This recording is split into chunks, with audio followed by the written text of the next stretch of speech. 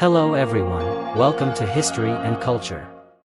In China's feudal history spanning thousands of years, there was a deeply shameful dynasty that did not fall due to defeat in war but surrendered directly while still possessing considerable power.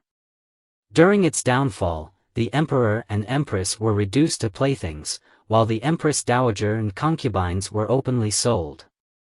As for the princesses, almost all were abused to death. The entire imperial family became slaves to others. This is the Jing Kong incident. This incident is an undeniable landmark in Chinese history. During the reign of Emperor Qianlong of the Song dynasty, around the year 1126 AD, the Jin army breached Beijing, seized the imperial capital, and captured Emperor Huizong and Emperor Qianlong along with 1,000 members of the imperial family, consorts, and relatives. When the Jin forces departed, the once prosperous Beijing had turned into an empty city, and the rule of the northern Song dynasty came to an end. The Jing Kong incident, with the Jin dynasty as a major factor, played a significant role in the rise and fall of the Song dynasty, despite Jin not being considered a legitimate dynasty in traditional terms. The Jin dynasty, established by the Jurchen clan under Wanyan, was a feudal dynasty that ruled over the northern and northeastern regions of China.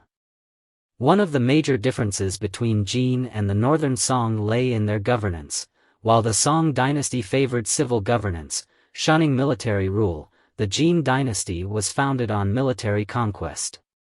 They held strong tribal traditions, making it difficult for them to adapt to the intricate systems of the Central Plains. However, the Jin dynasty encountered favorable circumstances. At its inception, the Liao Empire was already in decline, politically chaotic and devoid of the strength to resist. Wanyan aimed to take control of the Central Plains and thus initiated a 10-year war of conquest against the Liao. As Wanyan waged war against the Liao, the southern Song dynasty stood by, indifferent to its century-old allies' plight. Seeing the Liao Empire's steady retreat and imminent collapse, Emperor Huizong of the Song dynasty harbored opportunistic intentions. He sought to profit from Jin's defeat of the Liao and hatched a plan to gain advantages at minimal cost.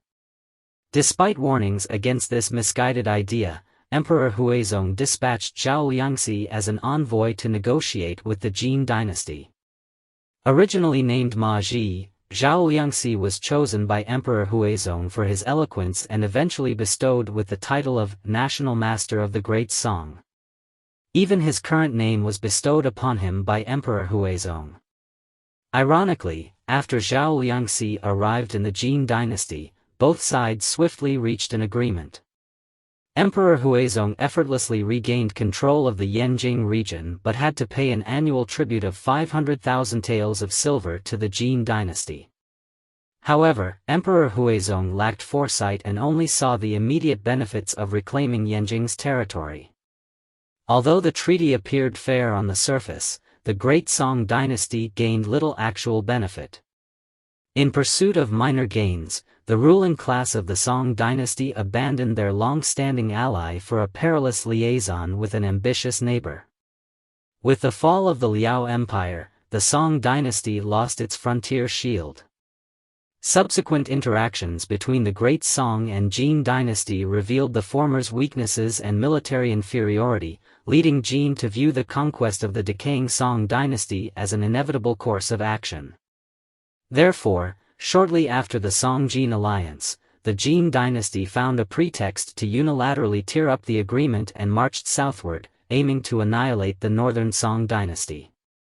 However, in their initial attack, the Jin forces gained little success as they were repelled by the formidable northern Song general, Li Gang.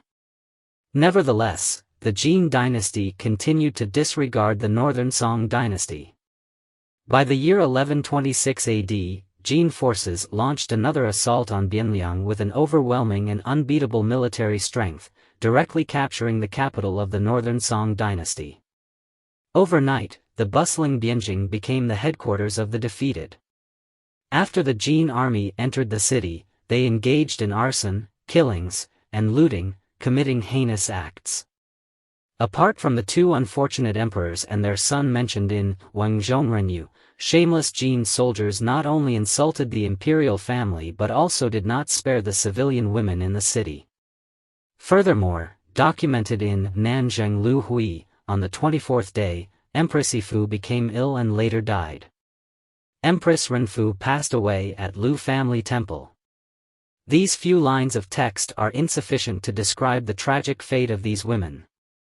What's more appalling is that the Jin forces set up a laundry bureau in their camp, which was essentially a military brothel, specially designated for soldiers' pleasures. After the fall of the Northern Song dynasty, imperial concubines and princesses were all sent here to be at the mercy of the Jin soldiers, devoid of any chastity. As stated in Shen Yinyu, consorts and imperial ladies of the royal family were exposed, draped in sheepskins. This indicates the humiliation suffered by powerless women during this turmoil. In feudal society, the concept of the divine right of kings has always been revered, where the emperor's sacred authority is inviolable. However, after the Jin forces entered the city, the northern Song emperors, unable to escape, became prisoners of a fallen kingdom. According to historical records, when the Jin troops withdrew back to the north, Song Huizong and Song Qinzong also followed into Jin territory. Both endured humiliations and were given derogatory nicknames by soldiers, blindly indulgent duke and reckless indulgent marquis, indicating disgrace. Song Huizong was imprisoned for an extended period.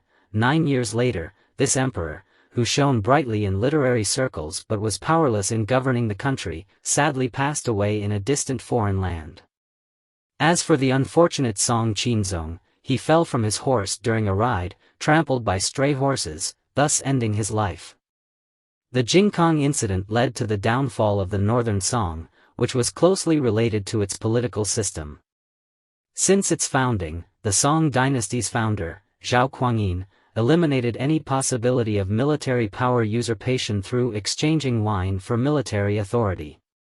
From then on, the tradition of emphasizing civil over military prevailed, with all officials in the court being civil officials, and even regional military power was centralized.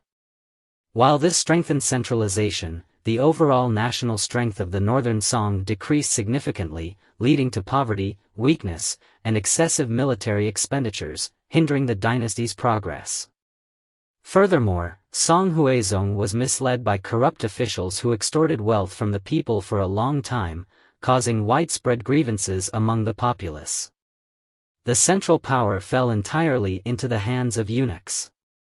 According to Jing Kong Yaowan, when the Jin forces entered the city, these eunuchs fled faster than anyone else, their actions dealing another blow to the Song dynasty. After the Jing Kong incident, the northern Song ended its rule in a humiliating manner. Although the northern Song dynasty perished, its history did not end. A century later, the southern Song launched a fierce counterattack against the Jin, severely damaging the Jin's vitality and nearly wiping out a minority group.